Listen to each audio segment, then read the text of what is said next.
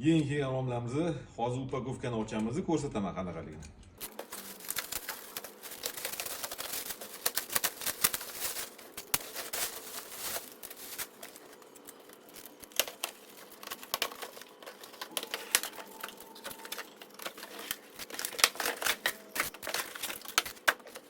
Yaqinroq.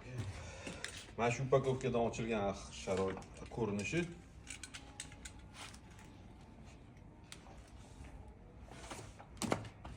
Bu tegi bu. Mana bunaqa ochiladi.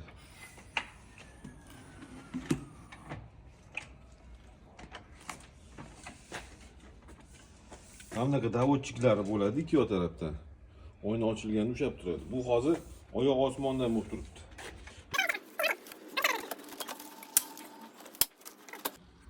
Bu ochuv holati tomda mana shunaqa ko'rinadi. Mana bu katta razmerimiz.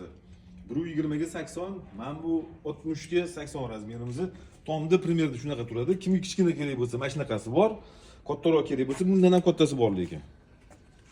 Bu tomda primerda shunaqa turadi. Pastdan ochiladi.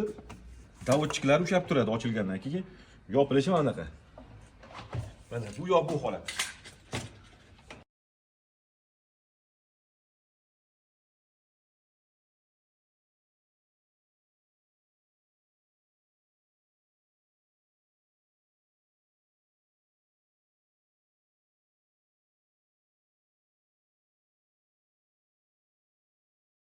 Tak, zakaz qilganligi xuddi mana shunaqa komplektatsiya bo'ladi.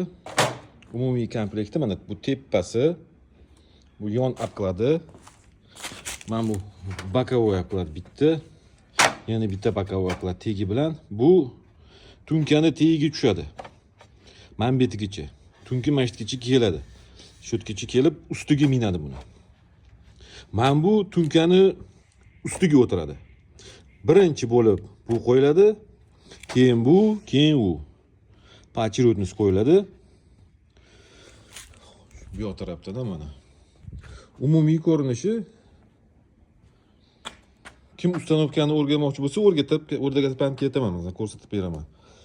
Tak, birinchi bu qo'yiladi, keyin bu, keyin anu qo'yiladi. Mana bu bokovoy obklad, keyin ichkariga tiqoriladi. Anti-samoret yechib qo'yib yuboriladi. Bu umumiy ko'rinishi mana shu. Ana ochiladi. Mersi eshigi. Шестерка oyna, kalyonniy, stiklopaket, 2 qavatli. Ruchkasi mana shunaqa. Imami ham keyin qotirib qo'yiladi.